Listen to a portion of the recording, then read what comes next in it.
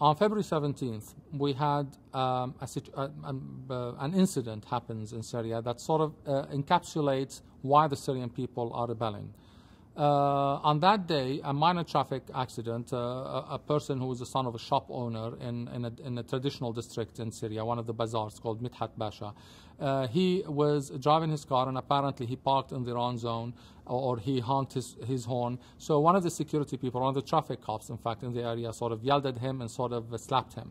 And the person came out of his car and began talking to the security officer and telling him, why did you do that? I mean, I'm, you know, and they exchanged some words, and then the security officer began beating him with a baton. And the next thing you know, there was a crowd of 100 and 200, then 1,500 people gathered around the security officer and demanding that he apologizes. And the security people ended up dragging the person to the local police station. The crowd followed them and they began shouting outside the police station, the Syrian people will not be humiliated. This was the first time something like that was ever said in Syria. But that word, the Syrian people will not be humiliated, was really the key to it all. The incident was contained. The Minister of Interior came.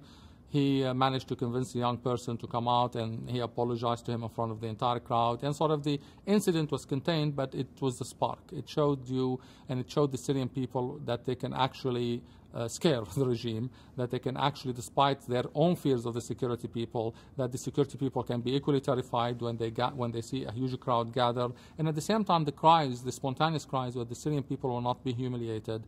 This is what this revolution is all about. So the next day, 50,000 people came to the street, and the next day, 200,000 people. And the central government ended up sending the army units and whatever, and that's really what started out the entire revolution in Syria. The next thing you know, it wasn't only one province or one city; it was all over the country.